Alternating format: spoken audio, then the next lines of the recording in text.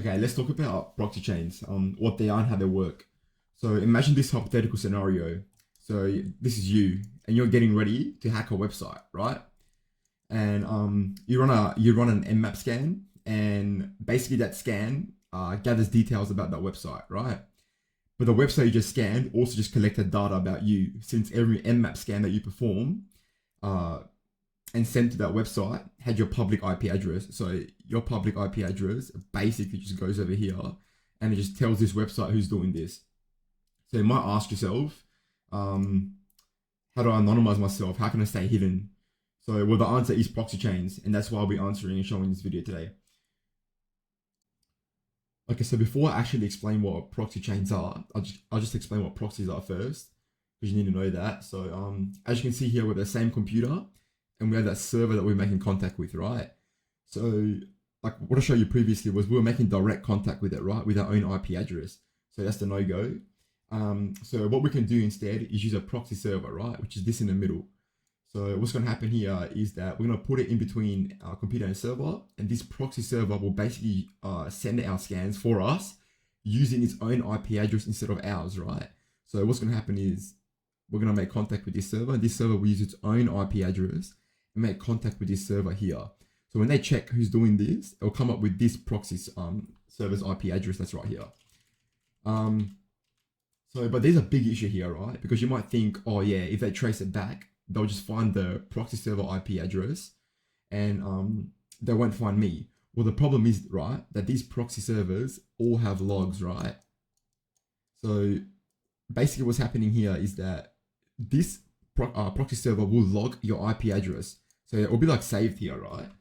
So it will notify the server owners if it gets flagged, right? If this scan gets flagged, it will notify the owners of this server, and these owners will basically notify the feds, right? And they'll say my website is under attack.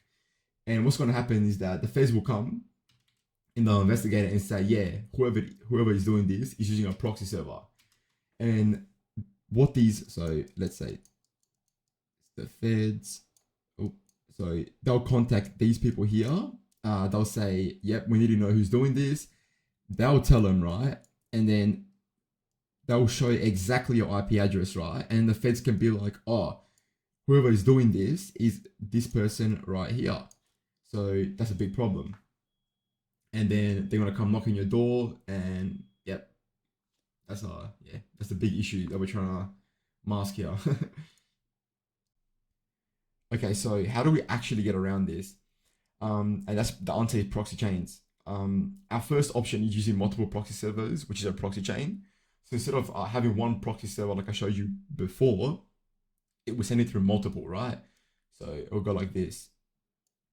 So instead, so by routing your traffic through multiple proxy servers, you can mask your IP address and make it much harder for the target server to trace the scans back to you. You can find proxy servers online. Let's say it's like, for example, here, but these aren't stable, and I honestly wouldn't recommend them at all. Like, I don't even trust them. But the other option is to actually, this is definitely the recommended option, is to use the TOR browser, the Onion router with proxy chains. So why do I recommend this, you may ask? Well, Tor has multiple proxies that will be involved, and they're a lot more stable, which will make it a lot it would further enhance your anonymity, making it nearly impossible for a true identity to be revealed.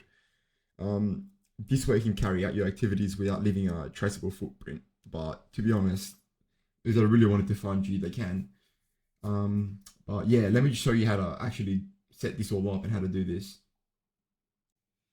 Okay, so let's show you how to do this. So I'm using Kali Linux here, like my virtual machine up and running. This is a bunch of commands that you're going to be using, right, for this tutorial. So, okay, so when I open the terminal, right, if you don't have Tor installed already, just use this command, the first command here, to install it. I'm not going to be doing that because I already have it installed. But anyways, once you got that installed, you're going to be running this command here, which is going to open the proxy chain configuration on your Linux. So let's just go sudo nano, yep, put your password in. Okay, so we'll open the configuration. Once this is open, right, you got 4 options here. You got dynamic, strict, round robin, and you have a random chain, right? We're not going to be using any of these, so because we're going to be using TOR. But if you were to use them, right, I'll just explain quickly how they work. Okay, so let's say we're using dynamic, and dynamic would connect to this, and if this were to disconnect, it would dynamically reconnect to another one and just continue. If we are using strict, what's going to happen is we're going here, this disconnects, and it stops. It's not going to reconnect. It stops the whole process. If we're using random, random is, for example, or just randomly connect to different proxy servers, and until it goes to the server, your target server. But yeah, anyways, we're gonna open the VMware again. So go back here. So you're gonna scroll back down to over here. So where it says proxy DNS, you're gonna uncomment this, right? Because basically when you uncomment this, it will hide our DNS request, and which will stop our location from being revealed in any like DNS leaks or anything. So scroll back down all the way to proxy lists.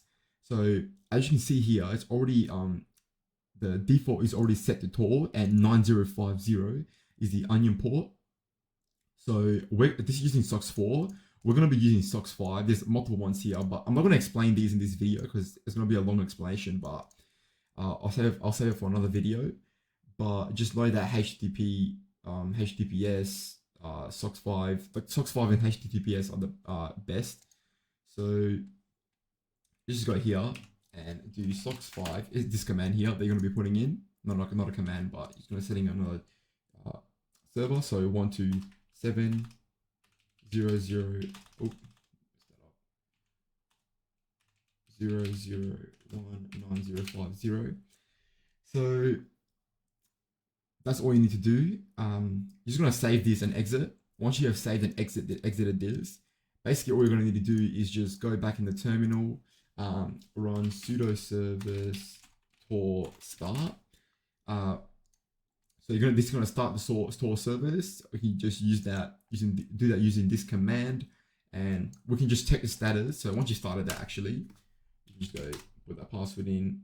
It'll start, and then just go sudo tor status, and you can just set the status of it. But that's basically it. To actually use it, you would need to just do this. So Proxychains Firefox. That's all you literally need to do. So once you type up Proxychains, and you can put whichever browser you want. So for example, Google, Firefox, and it'll just use your proxy chain that you just set up. Like I explained in this video. But yeah, that's the end of this video. Let me know if there's anything else you want me to cover. I'll probably end up covering what SOCKS 5 and all this means in another video. But yeah, that's it for now. It's that simple. And yeah.